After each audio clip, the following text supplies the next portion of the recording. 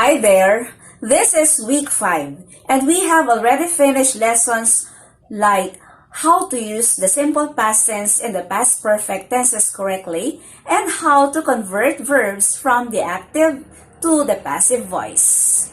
In these previous lessons, I found out that the grade 7 learners have no mastery of the prerequisite, which is the principal parts of verbs. How can learners follow rules correctly if the required knowledge that should have been mastered first has not been mastered at all? So today I am offering this intervention that will address the problem identified based on the learners' outputs. All learners of the English language out there, especially grade 7, master this course. Principal parts of verbs. And what are these verbs? We have regular, irregular, redundant, and uninflected verbs. So we are going to define all of these verbs with examples and with their principal parts. Let's begin. The first one is regular verbs. In regular verbs, we follow the usual rule of forming their past tense and their past participle. And what is that usual rule in English? We add D or ED to the end of the base form.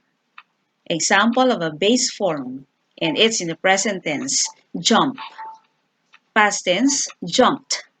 And past participle, jumped.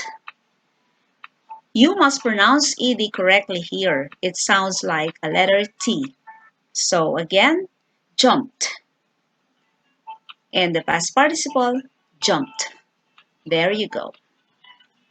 All the verbs below are regular verbs, so their past tense and past participle form end in D or ED.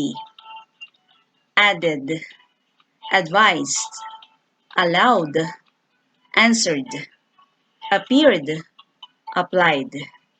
If a verb ends in Y, you change Y to I and add ED to the end. That's it, applied. Attended, arrived. Here are more examples of regular verbs. Take a look at them and you may pause and read them all silently. Next, another set of regular verbs. Here. Okay, let's have now number 2, irregular verbs. In irregular verbs, we do not follow the usual rule of forming their past tense and past participle. Instead, we change the spelling of the base form. So this is the base form or the present tense, eat. The past tense is ate and the past participle is eaten. Here are more examples. Become, became, become. Begin, began, begun. And the rest of the examples here. As I said earlier, you may pause the video and you may read these examples silently. Another set of irregular verbs. Come, do, draw, drink, drive, eat, fall, feel. Another, find, fight, forget, forgive, freeze, give, go, grind. So just take a look at their past tense and their past participle. Here's another set. Hold, keep, know, lead, live, lie, lose, mean. Another set here. And the last set here. Okay. Next, let's have redundant verbs. What's the meaning of redundant? Well, it means same things are repeated. When we speak or write, redundancy is not accepted in formal English. It's considered wrong. But when it comes to verbs, these are verbs with 2 correct past tense and past participle. Example, dive present tense. Past tense, dived or dove. And the past participle is dived. Do not pronounce this dove. When you say dove, it's the kind of bird. But since this is the past tense of the word dive, you pronounce it dove. Okay? Here are more examples of redundant verbs. So you can see here the word bend has two correct past tense, bent or bended.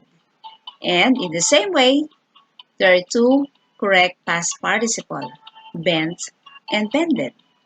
Okay, so either of the two may be used when you are forming the past tense in the past participle of the word bend. Other words that are under redundant are bless, clothe, get, kneel, leap. By the way, this is pronounced leapt, and this is leaped. Okay. Then light and shine. Number 4, uninflected verbs. When you say inflect, there is a change in form. But when you say uninflected, there is no change in form. So uninflected verbs are verbs which past tense and past participle are the same as the present tense in the base form. Here is an example. The present tense is cut. The past tense is still cut. And the past participle is again cut. So there is no change in spelling. There is no inflection. That's the reason why it is called uninflected verb. Okay, here are more examples. Bet, cast, hit, hurt, let, and put. We also have words like quit, read, set, and spread. They are also examples of uninflected verbs because they do not have change in their past tense and in their past participle. So, my dear learners, those are the 4 types of verbs according to form: regular, irregular, redundant, and uninflected. I suggest that you memorize these verbs and their principal parts because you can apply them in everyday conversations and in grammar lessons that have something to do with tenses. Alright, I'll see you again next time. Have a good day.